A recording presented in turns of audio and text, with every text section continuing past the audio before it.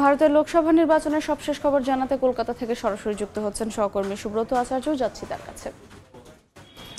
দেখুন, এই 543 আসনের লোকসভার যে টার্গেট, সেটি মোদী এবং মোদীর দল বিজেপির টার্গেট হচ্ছে 400-র ওপরে আসন পাওয়া।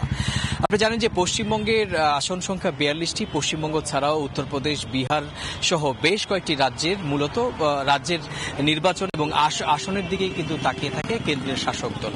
আর সে কারণেই লোকসভা নির্বাচনের সময় বিজেপি নেতৃত্বের বাড়তি ঝোঁক দেখা যায় রাজনৈতিক প্রচার প্রচারণার ক্ষেত্রে, নির্বাচনী প্রচার প্রচারণার ক্ষেত্রে পশ্চিমবঙ্গকে টার্গেট করে নেওয়া হয়। আপনি জানেন যে গতবার সবশেষ নির্বাচনে, লোকসভা নির্বাচনে বিজেপি কিন্তু বেশ ভালো ফল পেয়েছিল। 42 আসনের মধ্যে 18টি পেয়েছিল বিজেপি। এবার তাদের লক্ষ্য কিন্তু 35, তার থেকে বেশি।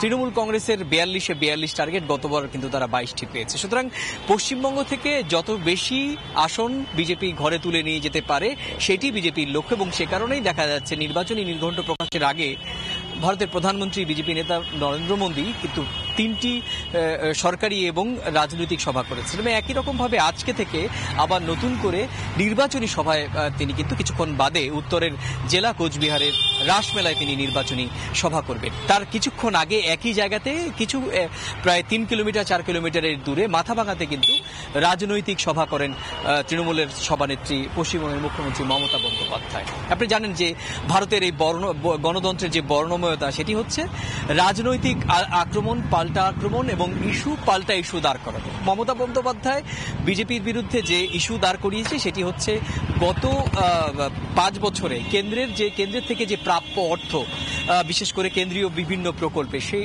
প্রকল্প মোদী সরকার দেয়নি। দ্বিতীয়ত হচ্ছে গত 1.5-2 বছর ধরে কেন্দ্রের যে এজেন্সি দিয়ে দমন এবং পীড়নের যে নীতি, সেটি বিজেপি সরকার দিয়েছে। তো এই আবার উল্টো বিজেপির ক্ষেত্রেও কিন্তু টার্গেট যে এখান থেকে যেভাবেই হোক এখান থেকে কিন্তু এবার 35 আসন তারা নেবে। তো এই মিলে এই সব কিছু সামনে রেখে মমতা এবং মোদী নির্বাচনী প্রচারণা কিন্তু শুরু হয়েছে। আজকে থেকে কিন্তু আমরা আগামী কয়েকদিন সেটা দেখতে থাকবো। এই ছিল আমার কাছে পশ্চিমবঙ্গের এবং ভারতের গোটা লোকসভা নির্বাচনের প্রচার প্রচারণা। আমার কাছে থাকা সবশেষ। সরাসরি যুক্ত ছিলাম কলকাতায়।